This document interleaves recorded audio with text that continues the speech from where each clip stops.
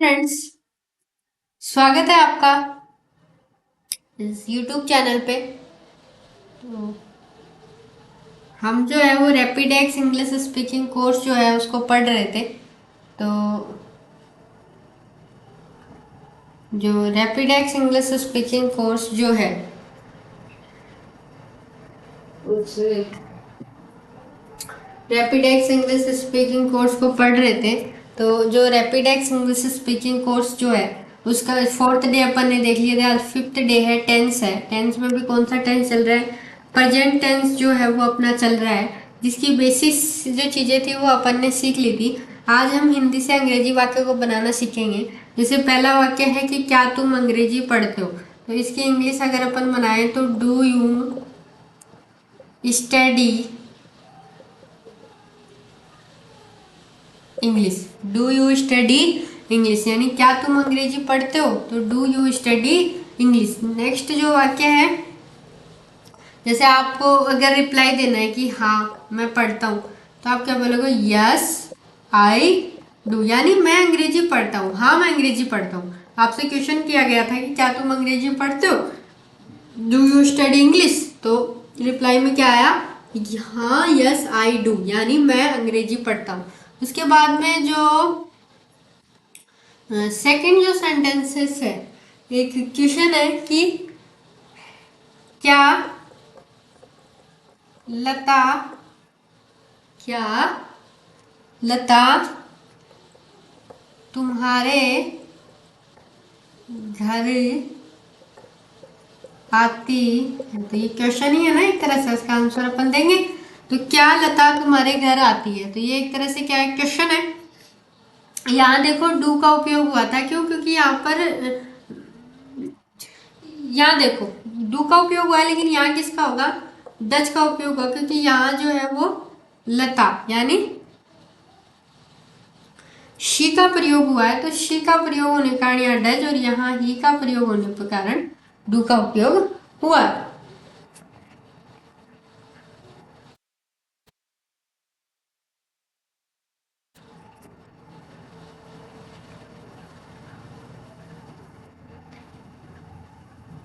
एक चीज मैं आपको बता दूं, डू और डज, डू का जो प्रयोग है वो बहुवचन कर्ता के साथ होता है। डज का जो प्रयोग है वो किसके साथ होता है?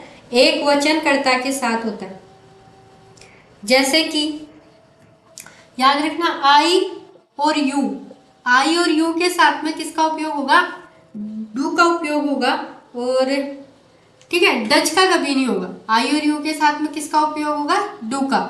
डच का नहीं होगा। डच का उपयोग कहाँ हो रहा है? सी के साथ में हो रहा है। ठीक है, तो does Lata come to your house, does Lata come to your house, does Lata come to your house, full question mark. यानी does Lata come to your house, यानी क्या लता भी तुम्हारे घर आती है। तो ये क्वेश्चन था, इसका आंसर उसको देना है हाँ वह कभी कभी आती है। यानी आंसर में बोल रहे हैं वो क्या बोल रहा है? हाँ वह कभी कभी आती है। तो जैसे लिखो इसका, यस सी कम्स सम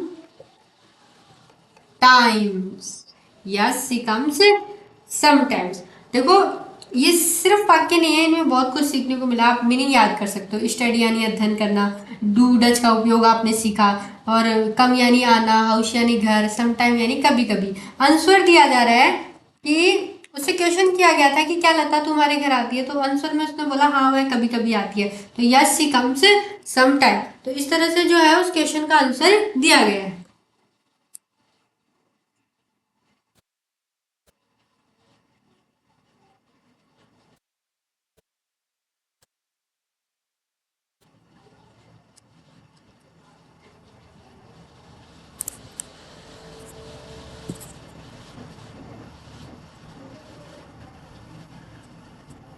और सेंटेंसेस जो है वो हम देखते हैं। जैसे आपकी स्क्रीन पर जो है वो आपके सामने, अब मैं थर्ड जो सेंटेंसेस है उसको रखती हूँ, यानी थर्ड सेंटेंसेस को जो है वो अब आप पढ़ोगे।